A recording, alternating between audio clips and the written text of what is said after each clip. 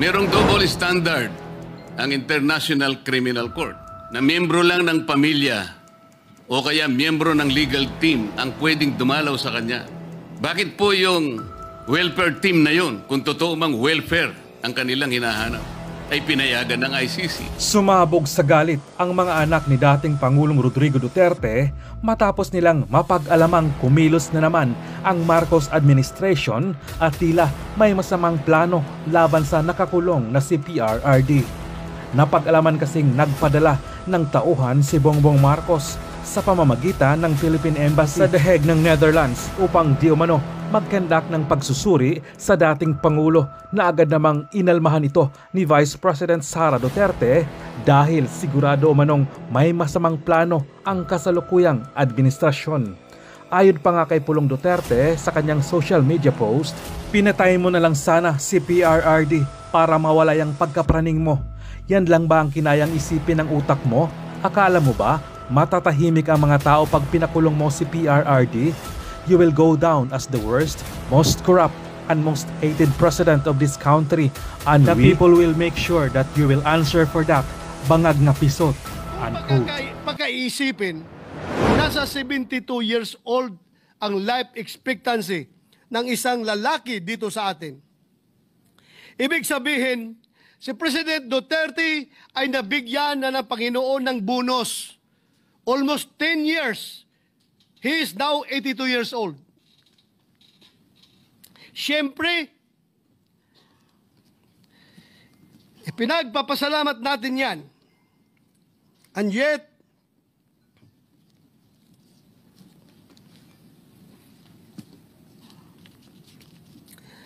if we accept the fact that he may not have long,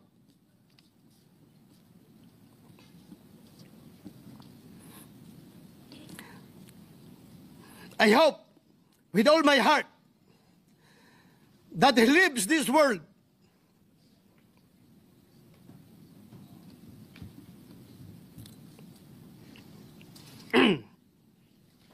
not in the presence of officials who visit him on the pretext of a pseudo welfare check, but instead in the company of the people he loves.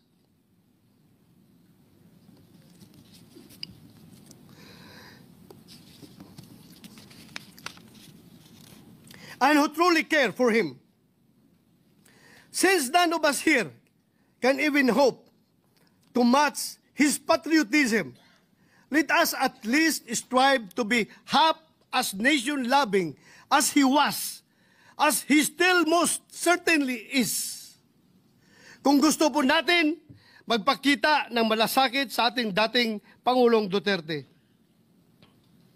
Kung talagang gusto po natin masiguro na lagi siyang nasa mabuting kalagayan, ang nakikita ko pong isa sa mga solusyon ay masuportahan ng bulwagang ito ang kanyang interim release. Or more conservatively, let us at least take up proposed Senate Resolution number 18 or resolution expressing the sense of the Senate strongly urging the Philippine government to advocate before the International Criminal Court for the interim release of former President Rodrigo Roa Duterte in a form of house arrest.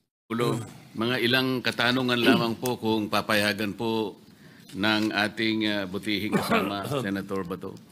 Yes po, Mr. President. Ginoong Pangulo, sino-sino po ba ang mga kasama nung sinasabi po ninyong mga taong kinumpos ng welfare team na pinuntahan po yung dating Pangulo sa The Hague? Sa ngayon, Mr. President, wala pa tayong hawak na pangalan individually, pero ang informasyon ay sila daw ay mga opisyalis from the Philippine Embassy ng The Hague, Netherlands. Ginoong Pangulo, Your Honor, kung ang puso po ninyo ay sinugatan ng isang tao o kaya ay nakagawa po sa inyo ng isang bagay na masasabi nating nagbigay sa inyo ng matinding kadalamhatian o kapaitan sa buhay. Ang nais po ba ninyong kukumusta sa inyo, sa inyong kalagayan, sa pagkakasadlak ninyo sa kalagayan na yan, ay yung taong mismong gumawa nito sa inyong buhay? Hindi po, Ginoong Pangulo, dahil alam natin na sila ang source ng iyong kahirapan. They are the reasons why you are there in The Hague. And mukhang hindi ko matanggap na ako ay bibisitahin ng mga tao na yon na sila ang naglagay sa akin sa ganitong sitwasyon. Ikakasusuklam ko po. Ibig sabihin po, Ginoong Pangulo, pangkaraniwan na lang na kapag ko ay napunta sa ganong kalagayan, ang inaasahan mong bibisita sa iyo ay siguro ay yung mga kaibigan mo o kapalagayan mo ng loob. Tama po ba? Tama po, Ginoong Pangulo. So maaaring kapag pinuntahan ka ng taong alam mong siyang gumawa sa kinasadlakan mo sa buhay at siya pa ang bibisita sa iyo, hindi ka ba magsususpetsa sa pakay niya sa pagpunta sa iyo? Magsususpetsa talaga ako, Ginoong Pangulo. Kung ano ba talaga ang motibo at ano ang pakay ng mga tao na ito, bakit ako binibisita? Sapagkat hindi nga pangkaraniwan na sila ang bibisita sa iyo. Tama po? Tama po, Ginoong Pangulo.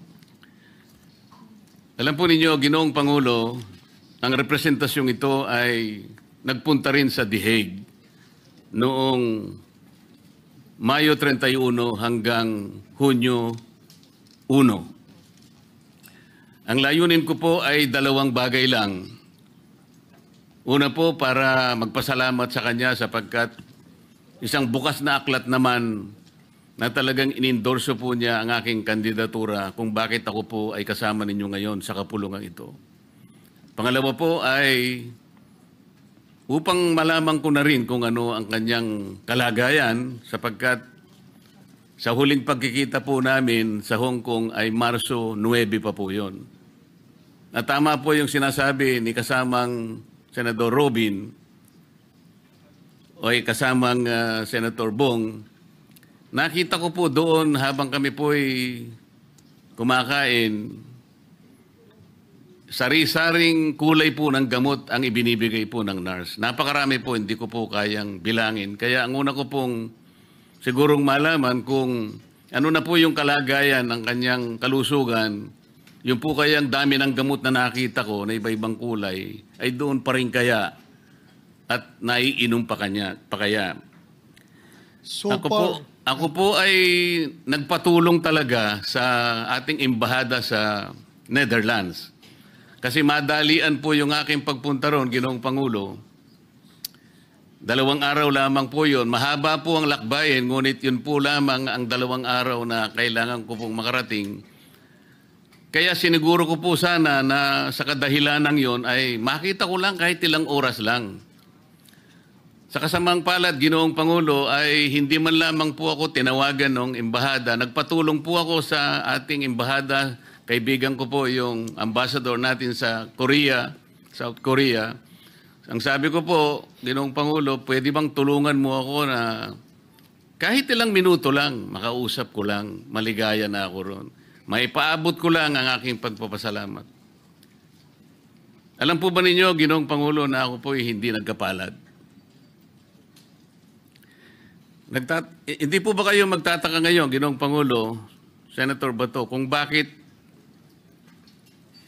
yung ICC pinayagan na makarating o mabisita ang ating Pangulo sa hindi maipaliwanag na layunin na merong welfare check. Kasi po nung ako, Ginoong Pangulo, masasabi ko na rin na mahigpit daw po, yun ang tanging ibinilin lang sa akin ng embahada, bagamat hindi ko po nakausap ng personal. Ang tinatanggap lamang daw po ay miyembro ng pamilya at miyembro ng legal team. Pero nagbakasakali rin po ako, Ginoong Pangulo, sapagkat nasa lugar naman po siguro ang pakiusap ko at bilang paggalang na lang sana nila, hindi na po sa akin siguro bilang ako, kung hindi yung institusyon na aking kinakatawan sapagkat ako po ay nanalo na nga pong senador nung panahon na yon. Yun po ay hindi man lang nila isinaalang-alang. Sa palagay po ba ninyo, Ginong Pangulo, ay dapat po bang biguin ako ng embahada samantalang ganun din naman ang pakay ko? Gusto ko ring makita rin ang kalagayan ng ating Pangulo, dating Pangulo. Sa kasalukuyan mong status, Ginoong Pangulo, bilang isang senador ng Republika ng Pilipinas, kung ako ang isa sa mga opisyalis doon sa embahada ng Pilipinas sa Dahig, ay gagawa ako ng lahat ng paraan para ikaw ay mabigyan ng pagkakataon na makabisita sa ating mahal na dating Pangulong Duterte. Salamat po sa inyong sagot. Ginoong Pangulo, hindi naman po lingid sa ating kaalaman na sa mga nakakarang araw, mukhang kaya po na-postpone yung hearing sa The Hague ng dating Pangulo sa kadahilan ng may aligasyon po na parang ang ating dating Pangulo po ay nagsasuffer sa tinatawag nilang cognitive impairment o cognitive decline. Ibig po sabihin parang hindi niya na maalala yung mga ibang bagay na nangyayari, nagkakaroon na po ng disconnect. Kaya po daw na-reset o naipagpaliban ang kanyang trial. Sa palagay po ba niyo, Ginoong Pangulo, ang pagpunta ng team na yon para mag-welfare check ay para tingnan kung talagang totoo yung ginamit na legal excuse ng abogado ng dating Pangulo? I can only speculate, Mr. President, but I don't really have the facts obtaining on the ground. Sa tingin ko lang talaga ay baka yan ang purpose bakit sila pumunta doon para i-confirm siguro kung talagang totoo ba na merong cognitive impairment ang ating dating Pangulo. Pero to tell you frankly, Mr. President, nung hindi pa siya hinuli at ibinyahe doon sa Dahig, naobserbahan ko na po. Kasi I was with the man way back 1986 when I graduated from PMA. When I was assigned in Davao, nakilala ko na po siya. At from then on, tuloy-tuloy na ang aming samahan. Nakita ko po itong the later part, ng mga araw o mga buwan bago siya ibinyahe sa Dahig, na meron na nga siyang problema sa nadulot sa kanyang edad, sa kanyang katandaan. Napapansin ko, if you can remember, nung siya ay ating nagiging resource person dito sa ating hearing, ang kanyang mga sagot minsan ay paulit-ulit na, pabalik-balik, at minsan yung mga lugar, mga dates, at mga insidente na nangyayari ay tila nakikalimutan na niya at mali-mali na yung binibigay niya ng mga sagot. Kaya nagdududa ako, nagsimula na noon pa yung kanyang kondisyon na ganon, cognitive impairment, Ginoong Pangulo. Salamat po sa inyong tanong. Ginoong Pangulo, tama rin po ba na pagsuspetsahan ng representasyong ito na hindi naman talaga yung welfare ng dating Pangulo ang kanilang chinecheck? Ang akin pong suspetsa, Ginoong Pangulo, hindi po welfare check eh. Parang reality check ang ginawa nila. Sa makatwid, talaga pong hindi tapat ang pagpunta kung pag-uusapan ay para masiguro lang ang kalagayang pangkalusugan ng ating dating Pangulo. Kung hindi matiyak nila na baka naman nagsisinungaling yung abogado niya at ginagawa lang dahilan yung sinasabing cognitive impairment. Tama po ba na pwede akong magsuspecha ng ganun, Ginoong Pangulo? Tama po, Ginoong Pangulo. Kaya nga, nasabi ko kanina sa aking privilege speech na we require explanation from the Dahig Philippine Embassy at The Hague an explanation kung ano ba talaga ang kanilang sadya pagpunta nila doon kay Pangulong Duterte. Tama rin po ba na magsuspecha ang representasyong ito, Ginoong Pangulo, na merong double standard ang International Criminal Court? Sapagkat kung talaga pong mahigpit ang kanilang panuntunan na miyembro lang ng pamilya o kaya miyembro ng legal team ang pwedeng dumalaw sa kanya, bakit po yung welfare team na yun, kung totoo mang welfare ang kanilang hinahanap, ay pinayagan ng ICC? Sa makatwid po, ako po'y nagsususpecha na talagang hindi na parehas ang pagtingin ng International Criminal Court. Tama po ba ako yung magsususpecha ng gano'n, Ginoong Pangulo? Tama po, Ginoong Pangulo, dahil ano ba ang diferensya between a senator of the Republic of the Philippines at saka yung mga opisyalis ng Embahada ng Pilipinas doon sa The Hague? Bakit sila pinagbigyan tapos ikaw hindi? I'm quite questioning the standards of the ICC as far as visitation rights is concerned, Mr. President. At tama rin po sigurong isipin natin, Ginoong Pangulo, na ang pinakatapat na testimonya ng isang tao na naglalagak ng katapatan sa puso niya na gusto niyang makita talaga ang kalagayan ng Pangulo, ay lalong maisip niya na para siguro mailagak mo sa talagang tamang welfare o pagkalusugan ng dating Pangulo, pinakamabuti na yung ikaw na rin siguro magsakit, magsikap na makiusap para ang dating Pangulo siguro habang pending ang kanyang trial ay payagan siguro makauwi sa kanyang bansa. Yun ang pinakatapat na manifestasyon ng sino man kung ang talagang kalagayan ng Pangulo ang kanilang inaalaga. Yes, Mr. President, that is the ultimate manifestation of your concern about the welfare of the former president. If you really want him to be in good condition, if you want him to be, if you are after for his welfare, then I think the best thing to do is to bring him home, Mr. President. Maraming salamat po, Ginoong Pangulo. Thank you, Mr. President. Majority Leader.